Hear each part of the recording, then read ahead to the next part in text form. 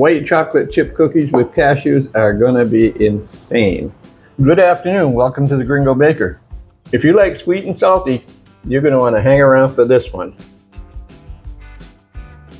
Everything has a beginning and these cookies are no exception. So we start with 1 cup of room temperature butter, which is 2 sticks. As you can see, room temperature here is a little excessive.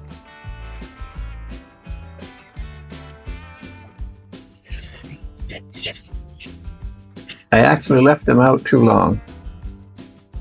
So they're softer than they should be, but they're at room temperature.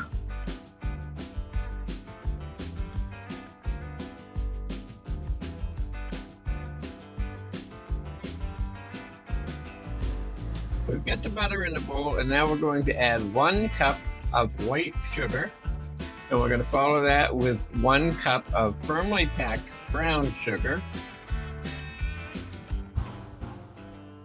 Then we're going to add 2 large eggs, which are at room temperature.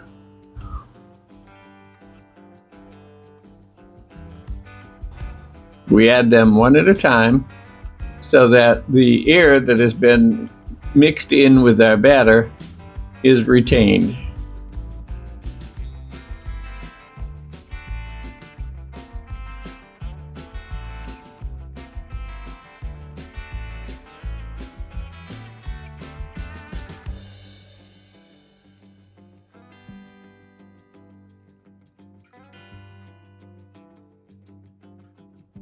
And then we add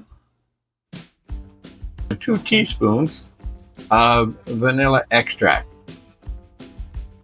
Then, after letting that mix for a little while, we're going to relatively quickly add our flour, which is 3 cups of all-purpose flour, to which the salt, the baking soda, and the baking powder have been added and mixed in.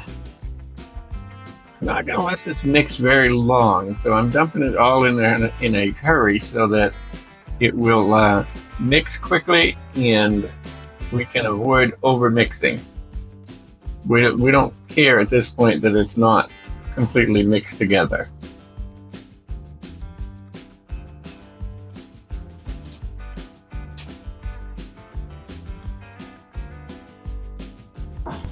Okay, now it's time to add the cashews. I've chopped them up a little bit. Not totally, I don't want them too small.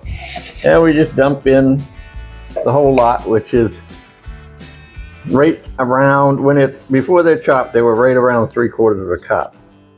The recipe calls for 2/3 of a cup, and I think that's about the amount we have right now.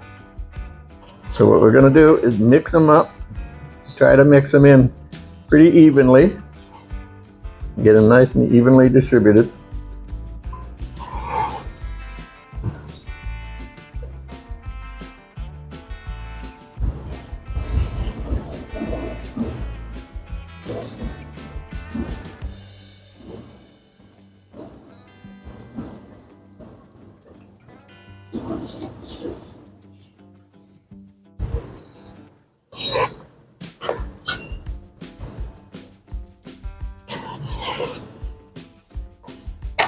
And then we're going to add a bag of white chocolate chips.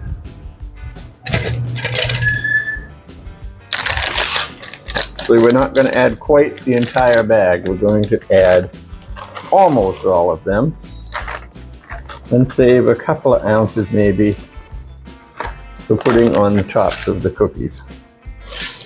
Same thing, we just stir them in. I do this by hand so that the dough doesn't get over mixed, because that mixer is pretty capable of mixing it up too much,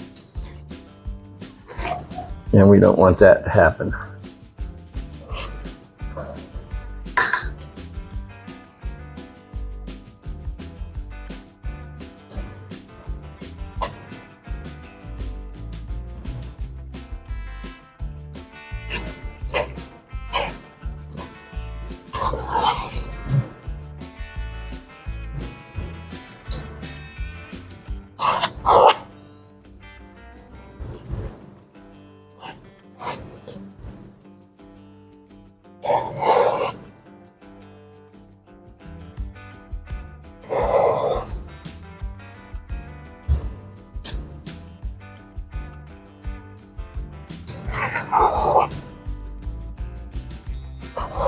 try to go all the way to the bottom to pull up the stuff that is just sitting there without any nuts or chips in it. And that's it. Now the next thing we're going to do is put some parchment paper on some baking pans and scoop out the cookies. This particular scoop is my favorite, and I don't actually know what size it is, just that it makes really good sized cookies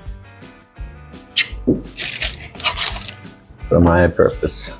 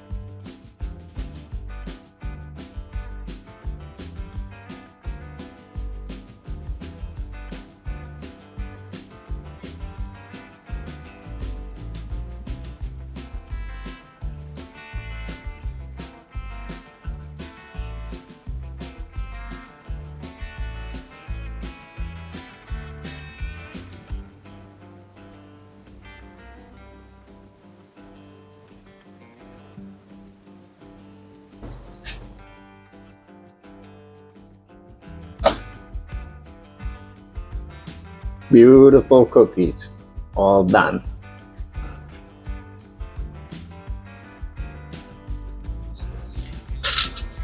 You want them to be just lightly browned around the edges. They're going to flatten out a little bit more sitting here in the pan, because you want them sitting in the pan cooling for 5 minutes or maybe a little bit more than that. And then they're ready to go on wire racks and cool completely. We got a yield of 48 cookies this time. 48 absolutely delicious, absolutely wonderful, and slightly insane flavored cookies. Thanks for watching. We will see you next video.